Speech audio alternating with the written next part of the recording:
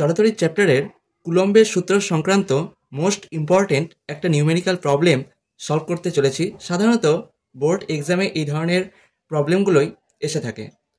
সুতরাং আজকের ভিডিওটি মোস্ট ইম্পর্টেন্ট হতে চলেছে, তাই ভিডিওটি একটু স্কিপ না করে শেষ পর্যন্ত দেখতে থাকুন। কোয়েশ্চেনে বলা হয়েছে যে দুটি বিন্দু আধানের মধ্যে দূরত্ব দ্বিগুণ করলে ওদের পারস্পরিক আকর্ষণ বা বিকর্ষণ বলের মান কীরূপ পরিবর্তন হবে। তো কোনো কিছু না ভেবে ফার্স্ট সলিউশনে চলে আসি। মনে করো এটা Q1 আধান এবং এটা Q2 আধান। দুটো আধানের মধ্যবর্তী দূরত্ব হচ্ছে R এবং তাদের মধ্যে ক্রিয়াশীল আকর্ষণ অথবা বিকর্ষণ বলের মান হচ্ছে ধরলাম F1। এখানে আকর্ষণ বিকর্ষণ বল স্যার কি বলছেন? দেখো, যদি দুটো হচ্ছে এই Q1 চার্জটা পজিটিভ থাকে আর Q2 চার্জটা পজিটিভ থাকে, তো আমরা তো জানি যে দুটো চার্জ যদি পজিটিভ থাকে অর্থাৎ সমজাতীয় আধান পরস্পরকে কী করে, রিপালশন করে অর্থাৎ বিকর্ষণ করে। যদি থাকতো Q1টা পজিটিভ আর Q2টা নেগেটিভ, থাকতেই পারতো, তাহলে এই দুটো আধান কী করতো, পরস্পরকে আকর্ষণ করতো।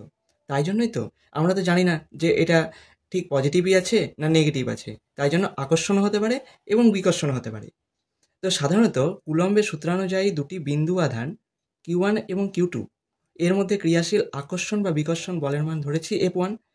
আমরা জানি যে এই আকর্ষণ বা বিকর্ষণ বলটা আধান দুটির গুণফলের সাথে সমানুপাতিক হয় এবং তাদের মধ্যবর্তী দূরত্বের বর্গের ব্যস্তানুপাতিক হয়।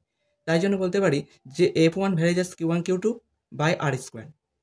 অর্থাৎ এই সম্পর্ক থেকে বলতে পারি যে F1 varies as 1 by R square. At least কখন এটা হবে? যখন আধানদের গুণফলটা ধ্রুবক থাকবে, অর্থাৎ Q1 Q2 গুণফলটা ধ্রুবক থাকবে। নেক্সট কন্ডিশন এটাই যে দুটো বিন্দু আধান ছিল Q1 Q2, তাদের মধ্যবর্তী দূরত্ব ছিল R। এখন দেখো মধ্যবর্তী দূরত্ব করে দিয়েছি 2R এবং তাদের মধ্যে আকর্ষণ আর বিকর্ষণ বল ধরলাম F2। তাহলে F2 varies as 1 by 2R square হবে, কারণ দূরত্বটা কত হয়ে গেছে, দ্বিগুণ হয়ে গেছে। মানে দূরত্ব যদি বাড়ে তাহলে এদের মধ্যে আকর্ষণ আর বিকর্ষণ বলটা কী হবে, কমবে। তার মানে বলতে পারি F2 varies as 1 by 2R whole square মানে 4R স্কোয়ার।